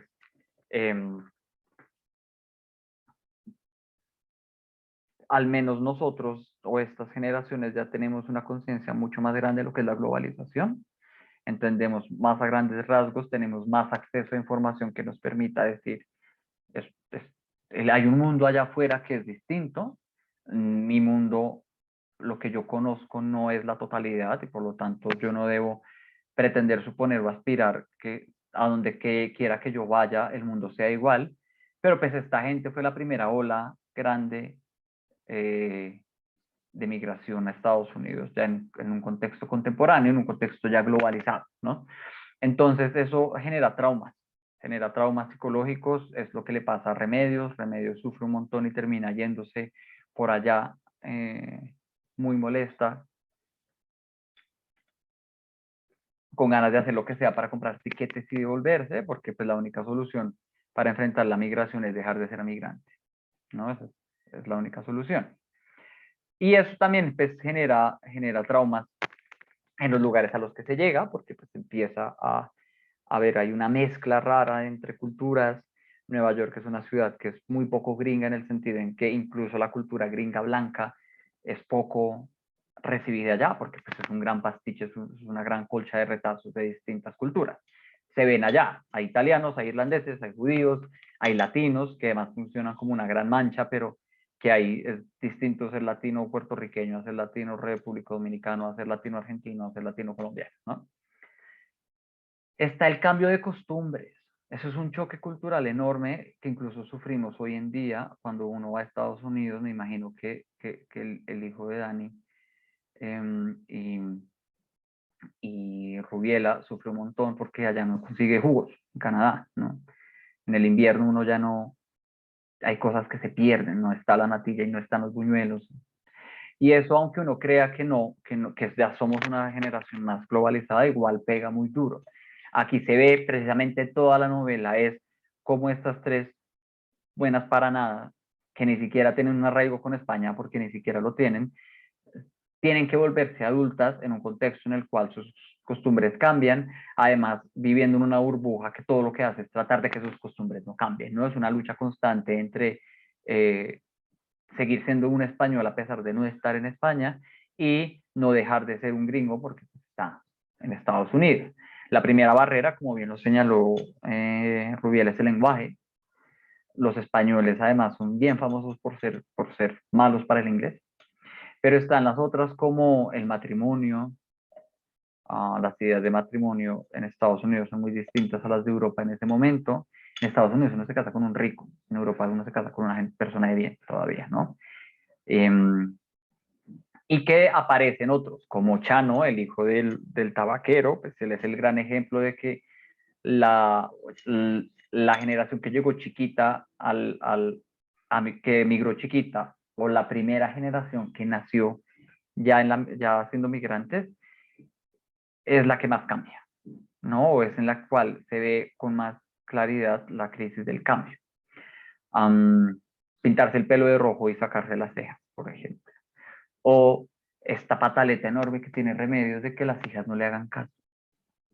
Es una cosa muy europea, muy provinciana, diríamos acá, muy de pueblo, que la mamá todavía tenga poder sobre las personas. E incluso la monja Consuelito, Lito, les dice como se está peleando por algo que ya no existe en este mundo. Salga al mundo y viva ahí. Pues nunca sabemos si Remedios es capaz de vivirlo, ¿no? Vemos que vive traumada y se nos olvida. Y la eterna ilusión del retorno, ¿no? Dado que el migrante es alguien que nunca quiso irse, pues lo que más quiere es volver. Y pues toda la novela empieza diciendo vamos a volver, vamos a volver, vamos a volver, vamos a volver. Incluso cuando Luz se casa con el tabaquero, una de las condiciones es que apenas se solucione este problema, se devuelve con nosotros a España, que es una ilusión que siempre queda en todo caso, ¿no? Nunca nos dice, habría sido chévere pensar que ellas hayan vuelto, ¿no? A visitar a su pueblo cuando ya se asentaron y tales, pero pues es un fantasma que siempre está atrás, ¿no? La posibilidad de volver, es una posibilidad que también existe en migraciones internas, ¿no? Los desplazados aquí, o las personas que llegaron a Bogotá por la violencia, todavía tienen un poco la idea de pronto volver a ver en qué quedaron esas tierras, ¿no? Entonces ese es el gran grueso de la novela, es una novela sobre migrantes, es una novela sobre migrantes que es muy relevante. Seguramente la autora tiene en mente problemas migrantes muy graves que existen en España en este momento. Toda, toda, todo el África subsahariano, todo lo que queda abajo del Sahara, es una zona en constante conflicto y entonces hay muchos migrantes que quieren llegar a Europa y pues el lugar más rápido para llegar a Europa, el más sencillo es España, porque pues está ahí, está el estrecho de Gibraltar, que es el norte de Marruecos por el sur de España, que de hecho hay un pedacito de España ahí en África que se llama Ceuta, y Ceuta es el paso para muchos migrantes africanos, ¿no? Y entonces está todo este problema de, de pues que España es poco amigable como sociedad a la migración. Entonces, pues seguramente hay una motivación detrás, ¿no? Recuerden que ella es una profesora de literatura y si hay algo que en literatura nos gusta estudiar críticamente, si es un tema común, es la migración. La migración es el gran tema, porque además es el que produce las mejores obras literarias, siempre, ¿no? Nadie es profeta en su propia tierra, dice el dicho, y ese dicho aplica para esto. La gente que ha sufrido este trauma y que expone las dificultades de la migración, generalmente saca muy buenas obras. Y entonces, pues, hay toda una discusión sobre la migración detrás. Entonces, la novela explota, o el grueso, les decía, de esto es la migración. Luego hablamos de no solo la situación migrante en general, sino la situación particular. Nueva York, como lo dijo, si no estoy mal, Daniel, es la capital del mundo y es la capital del mundo precisamente por esto. Sin nuestra idea de globalización, nuestra idea de el Internet casi que se mapea sobre la idea de Nueva York. Es un espacio de todos y de nadie, es un espacio que todo el mundo recibe y que recibe a todo el mundo y que no se identifica por ser una sola cosa, un poco lo que Bogotá trata de ser a veces para Colombia, ¿no? Que Bogotá es que le abre la puerta a todo el mundo y en verdad sí, pero son muy pocos los bogotanos que son bogotanos de hace mucho tiempo, sino que muchos venimos de familias que llegaron. También cuenta cómo es una ciudad construida a punta de explotación, ¿no? Estas escenas que tenemos de Charles Chaplin, no sé si la han visto, iba a buscarla pero no la encontré, de obreros comiendo el almuerzo en una viga de metal colgados en un piso 80 sin ningún tipo de protección ante las caídas, o lo que expresa Charles Chaplin en sus películas a blanco y negro, también en Nueva York, tipos modernos, creo que se llama la que más explota esa idea, es Nueva York existe gracias a, o Nueva York es ese gran monstruo económico y cultural gracias a que mucha gente llegó a trabajar, ¿no? La novela lo explota muy bien. La novela en eso es grandiosa porque cada vez que aparece un migrante o cada vez que hay una situación migrante o cada vez que hay un problema por ser migrante, nos indica una y otra vez, es Nueva York lo que es, gracias a que todos los migrantes vinieron aquí a construirla. Por eso hoy en día Nueva York es una ciudad santuario, se considera, ese es el término que se les da a ese tipo de ciudades. En la crisis de la pandemia, por ejemplo, Nueva York fue insurrecto con respecto a las políticas de bioseguridad y de distanciamiento social en comparación con otros estados, especialmente la ciudad de Nueva York. El alcalde, muy independientemente en contra de los lineamientos de la presidencia de Trump, decidió poner normas muy claras de distanciamiento, hacer cuarentenas, cosas que en lugares como la Florida o en Texas nunca han existido y no van a existir jamás. Ellos sí son así, también son ciudad santuario para población migrante. Ellos tienen una amenaza todavía, o bueno, tenían en el gobierno de Trump una amenaza muy grande con perder un montón de auxilios del gobierno si la ciudad de Nueva York seguía recibiendo migrantes indocumentados. No sé si ustedes han visto todas esas películas gringas en las cuales siempre hay un estudiante indocumentado que uno se pregunta, uno con la mentalidad tan burocrática que tiene colombiana, que uno con la cédula hace todo y sin cédula uno no es nadie. ¿Cómo es que puede haber estudiantes que se gradúan del bachillerato y que entran a la universidad y no tienen documentos? ¿No? Uno dice, Entonces, como dónde registran el título o cómo que más, ¿no? Pues precisamente es esta idea. Fíjense que las hermanas Arenas nunca se preocupan por en qué momento voy a recibir la ciudadanía o ¿sí? Cuándo voy a sacar el pasaporte, en parte porque en esa época no es tan común y en parte porque Nueva York funciona muy bien sin la necesidad de la oficialización de las residencias, ¿no? Entonces es gracias a este background que tiene y de nuevo, lo dice muy bonito, la novela lo explota muy bien, lo presenta de una manera además no propagandística, no es como que nos diga, uy, Nueva York es el mejor lugar del mundo, es crítica con Nueva York, nos dice Nueva York es el mejor lugar del mundo para migrar, o lo fue en ese momento. Gracias a que ellas llegaron a Nueva York es que pudieron hacer tantas cosas. Si ellas hubieran llegado, no sé, a otra ciudad más chiquita, un pueblito, a Miami, la cosa habría sido quizá distinta, ¿vale? El tercer tema que se me hace muy interesante, muy chévere, aunque un poco lamentable la manera en que se desarrolla, como dice Julio César, es un novelón mexicano al final del día, es el asunto de la mujer. Es una voz femenina, no debemos olvidar que es una autora, y entonces ella va a tener ciertas, o es posible que tenga ciertas, que sea sensible a ciertos temas de la experiencia femenina, ¿no? Entonces, pues a fin de cuentas, eso es una novela de 3 mujeres protagonistas que las vemos liberarse. El momento más liberador o el momento más claro en que sucede eso es cuando dicen, ya nos aburrimos de que todos nos jodan. Ninguna ha conseguido un hombre decente o un hombre que la ayude de verdad, todas tienen hombres jodiéndolos, a Luz tiene este abusador de manager que la viola y que la golpea y además que la hace sentir culpable, que la enreda en todos los, digamos que es como el más evidente que es un machista. Mona tiene este doctor que además uno también como que le come cuento por un rato, uno dice, ay, de pronto Mona se va a casar con el rector y va a ser rico y tales, con el doctor, y luego resulta ser un cuernudo horroroso que tampoco es demasiado querido con ella, porque le dice, ay, no te vayas porque yo no creo que tú que estar solo, pero nunca le dice cásese, o sí, como que siempre negocia con ella por medio del dinero, siempre ella va a ser una empleada de él y tales, y a pesar de que parezca el más educado y el más amable y le ayude y diga que se siente muy enamorado, pues es muy evidente que la ve como un objeto deseable, pero por cuestiones de clase no se mete con ella. Se va a terminar casando con la nena, que es esta vieja X que aparece en esa escena y que querían hacerla casar con el rey, es con el conde de Covadonga, ¿no?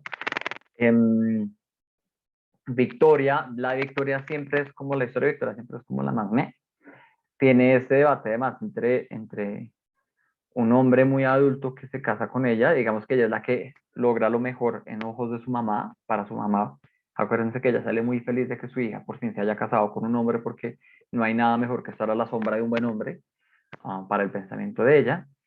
Pues primero que todo el tipo es medio cobarde, medio bobo, porque bastante bobo, porque va y se busca que se lo maten, o sea, como por qué razón él iría a enfrentarse a un abogado que acaba de hacer todo ese tipo de cosas, creyendo que le va a poder decir, oiga, no, deje de hacer las cosas porque yo soy el hombre y el esposo de esta vieja, deje de joderla. También es un poco ingenuo. Y todo el asunto este con el chino, con el chano, con el hijo boxeador, también es un poco raro ahí, como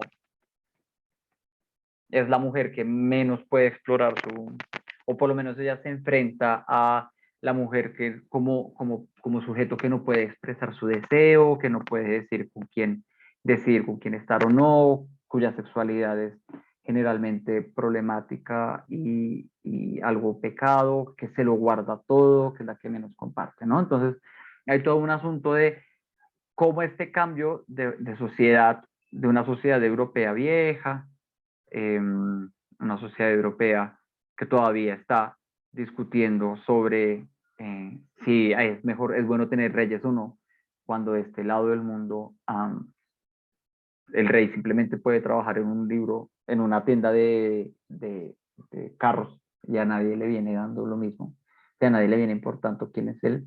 De hecho, es un mal empleado porque no vende nada. cómo está venirse a esta nueva ciudad, cómo este desarraigo, cómo este cambio de costumbres implica nunca volver a lo que será antes y cómo estas mujeres tienen que salir adelante a lo que marque, como les salga. Tienen que matar a alguien de por medio, háganle, porque es lo que les toca, ¿no?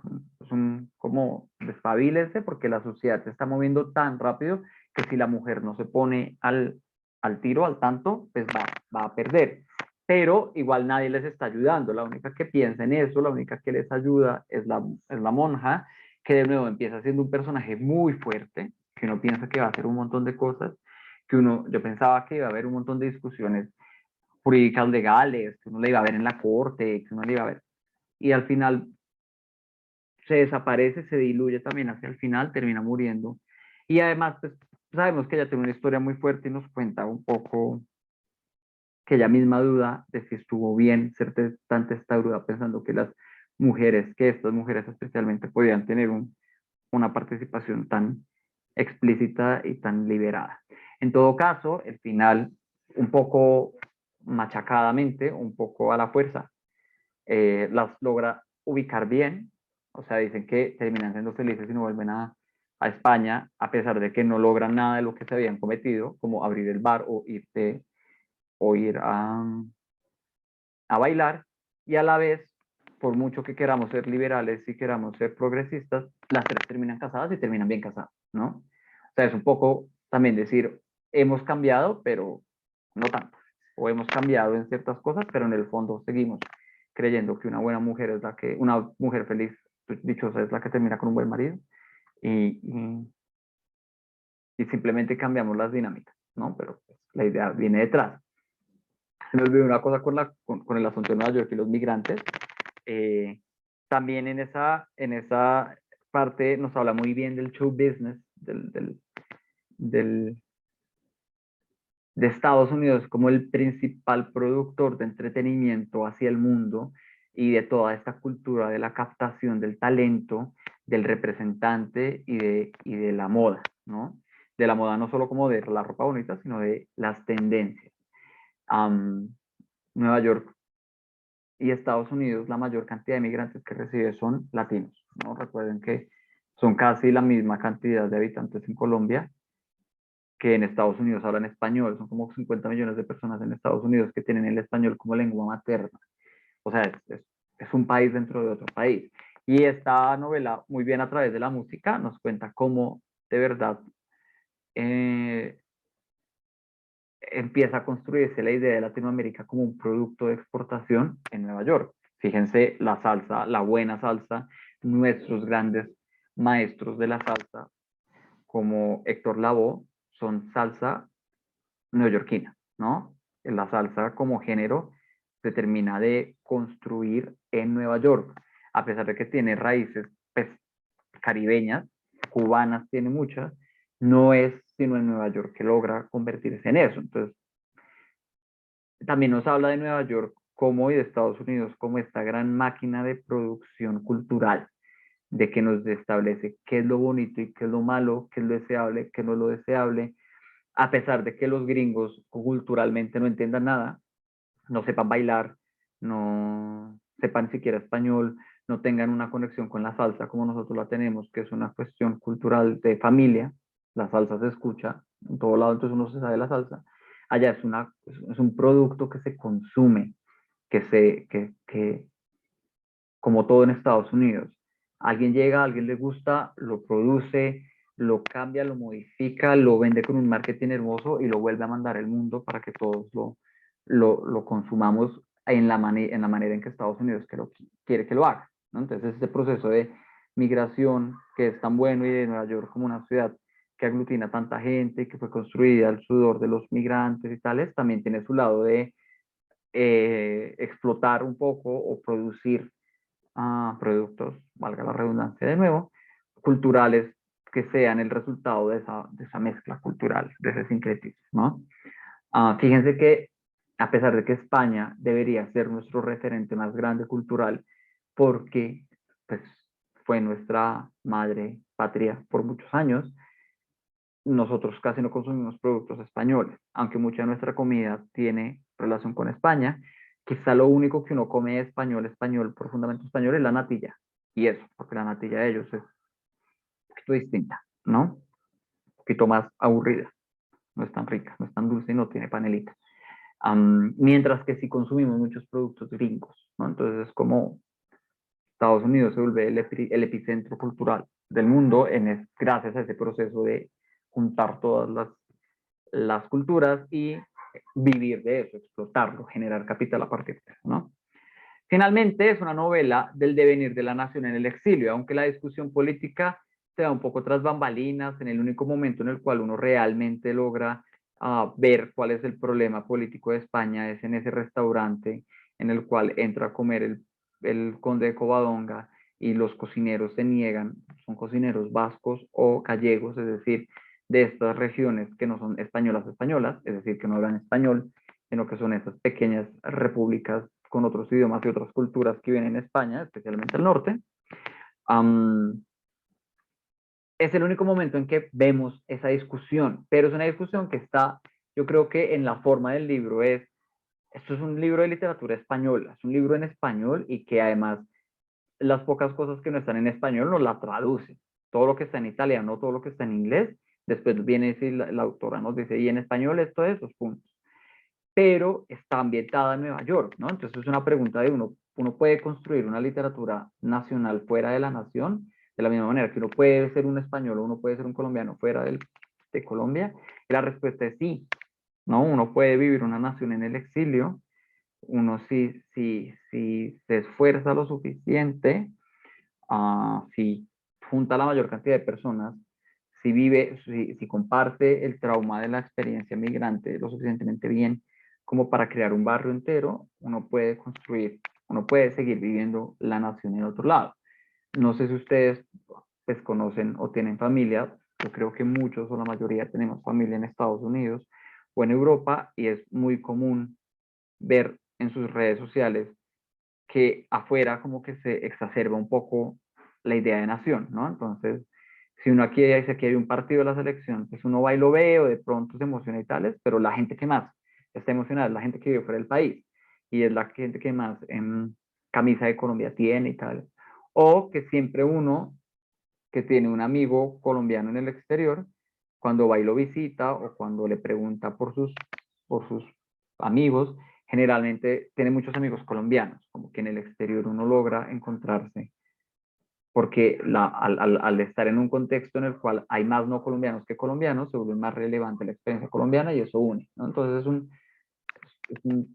un tema transversal a la novela, el asunto del problema político que está pasando España como sociedad, de la transición de un modelo de sociedad en el cual por muchos siglos la realeza vivió a expensas de la población obrera y cómo la nueva España se está tratando de liberar de esa idea, peleando no solo contra el príncipe, sino contra las figuras burgueses como la Maxi, la señora, la tía la madrina del médico, que es la representación de la vieja riqueza agria y que ya está echada a perder, ¿no? Es una señora clasista, seguramente muy racista, grosera,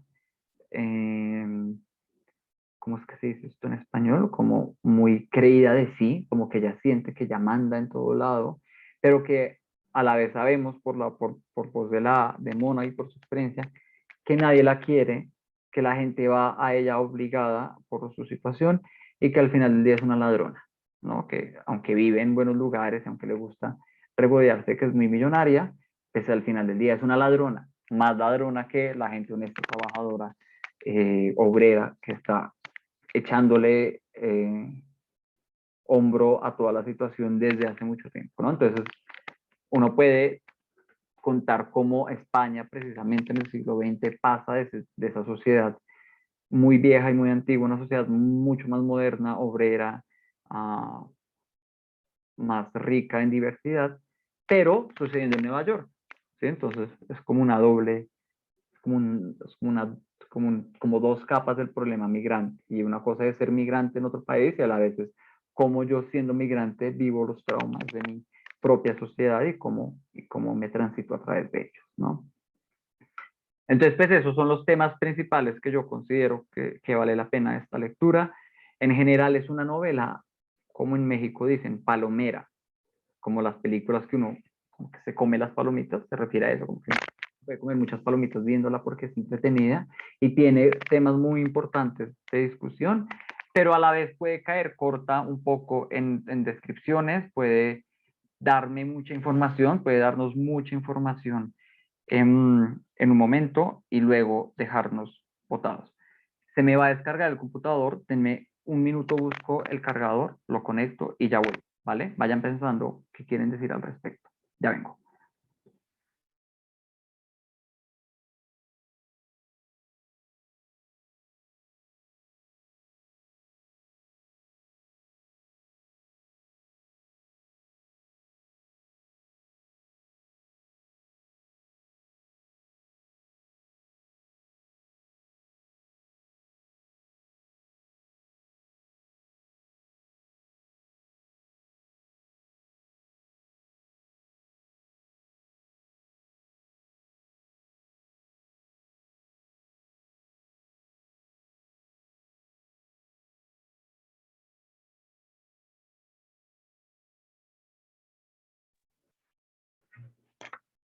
He vuelto.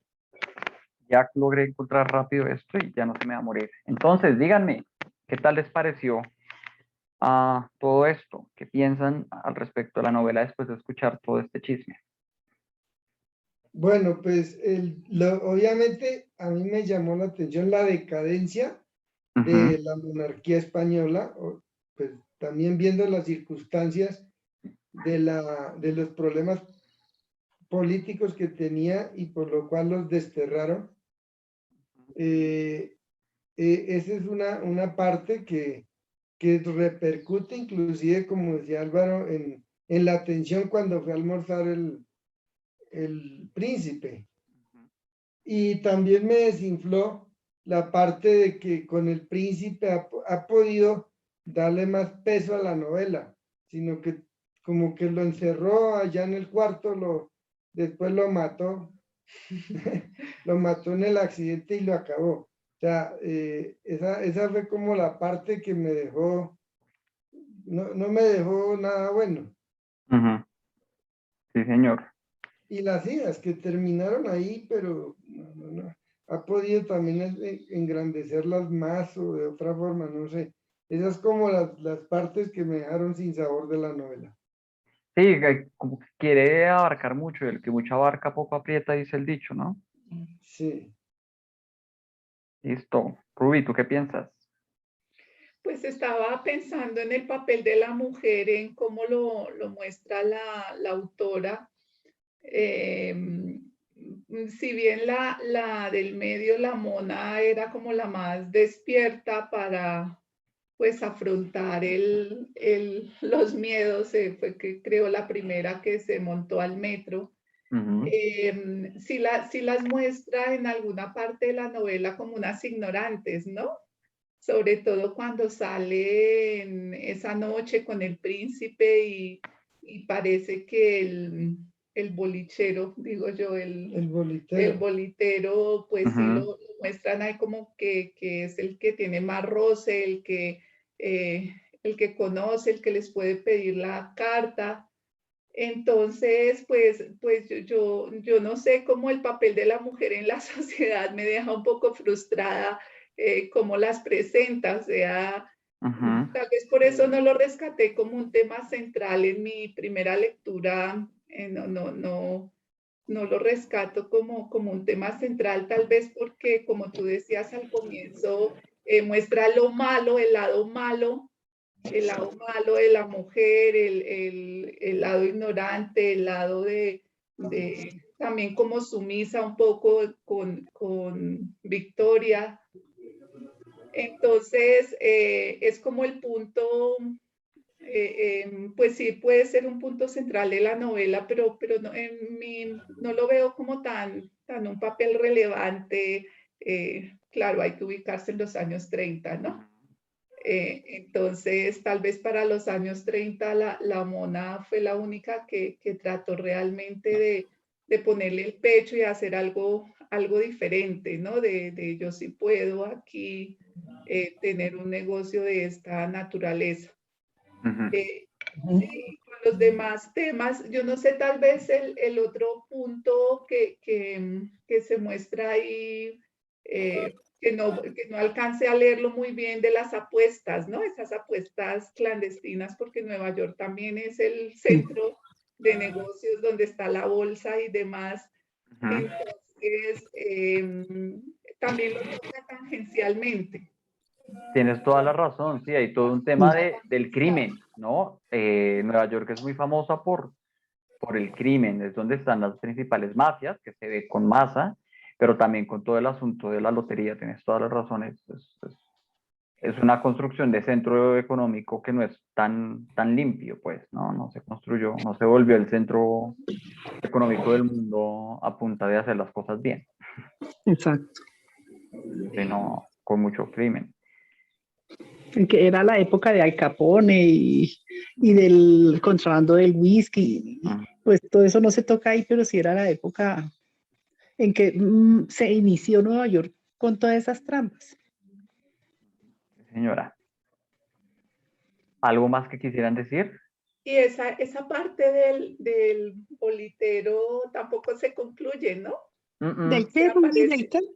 Perdón. Pareciera que él con el príncipe cambió de vida, pero él era un tipo Era un pillo, sí. Era un pillo, exacto. Él volvió a lo suyo porque el príncipe se fue y él no quiso irse con él y él se quedó. ¿Pero en qué trabaja después? No, ahí se muere la historia cuando se va el príncipe y él se queda sin ilusión. No se muestra claramente que haya vuelto a las apuestas. Dicen que montaron un negocio con Mona, pero... De exportación. Sí, de exportación, pero sí, es parte de las cosas. Eso es que como mata el libro en 2 páginas, entonces ahí en medio párrafo cuenta la vida de él. Entonces sí, claro, que hace la parte de negocios y que luego cuando ya empezó, cuando se quebró, cuando ya salieron los puertos, pues se van para otro lado y viven en una casa de clase media, tranquila frente a un lago, creo que dice algo por ahí en alguna parte. Ellos van para la Florida, terminan en Tampa. Eso. Y que termina frente a un lago. Bueno, algo leí por ahí, que en una vida tranquila, en una casa tranquila.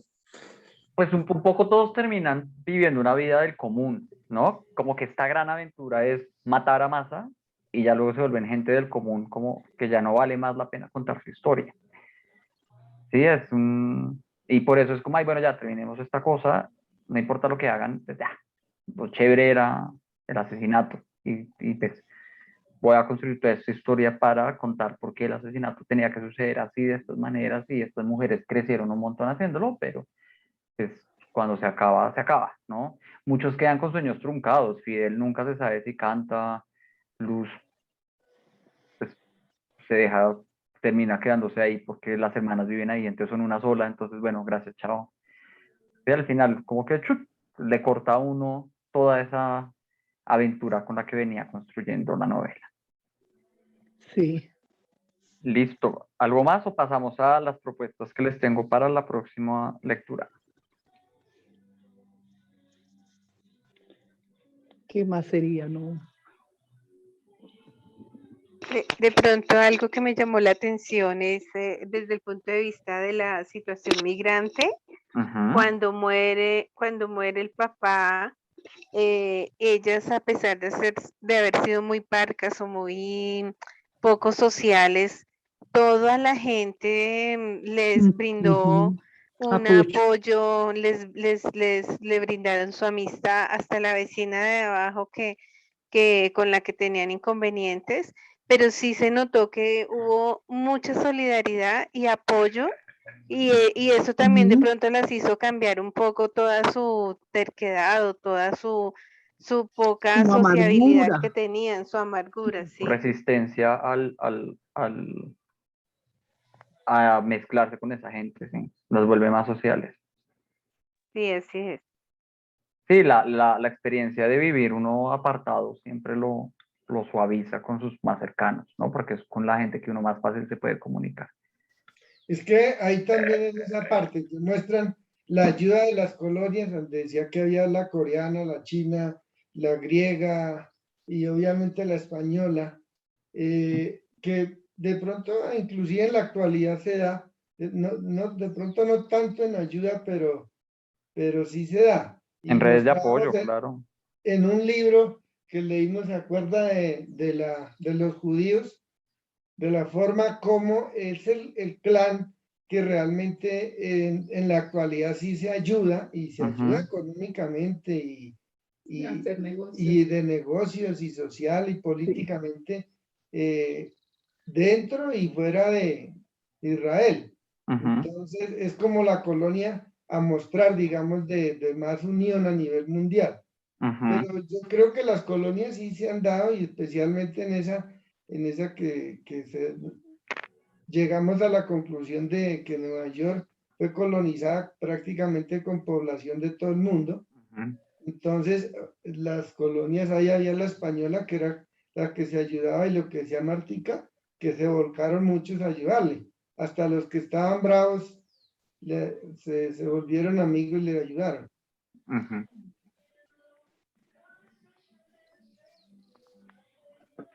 ¿Listos?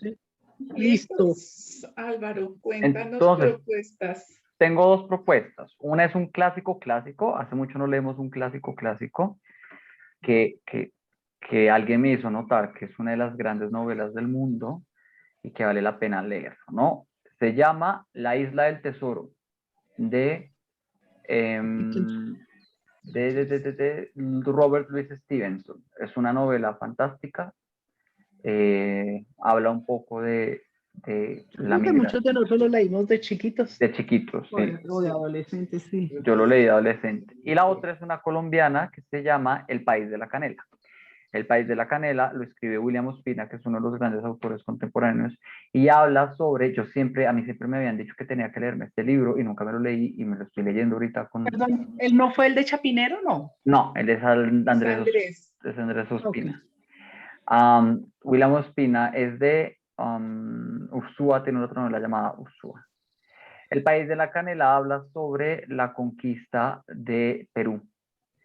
Cuenta cómo los españoles llegaron a Perú, llegaron a Cusco, destruyeron a los incas y todo el proceso de colonización de Perú está bien chévere. Yo ya empecé a leerlo, tiene un montón de historia y además, como lo estoy leyendo con mis estudiantes este año, este trimestre, he hecho mapitas y he hecho un montón de recursos que nos pueden ayudar. Ambos se consiguen en digital y en físico además. Entonces díganme cuál quieren de esas dos.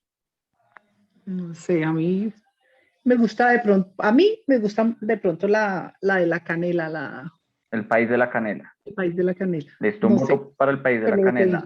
Rubiel y Daniel, ¿qué dicen? A mí me gustaría La Isla de la Fantasía. La Isla del Tesoro. Perdón. Me gustaría ir a la Isla de la Fantasía. Yo sí decía La Isla de la Fantasía, la vimos en la televisión muchos años. Bueno, con mi hijo, alguna vez leeremos La Isla de la Fantasía, pero me gustaría La Isla del Tesoro, para volver a los clásicos. Daniel, ¿qué dice? También, igual. Nosotros leemos lo que diga Ruby. Ajá. No podemos tener libro diferente, Álvaro. Listo, entonces 2 contra 1. Adriana, ¿ya qué quieren?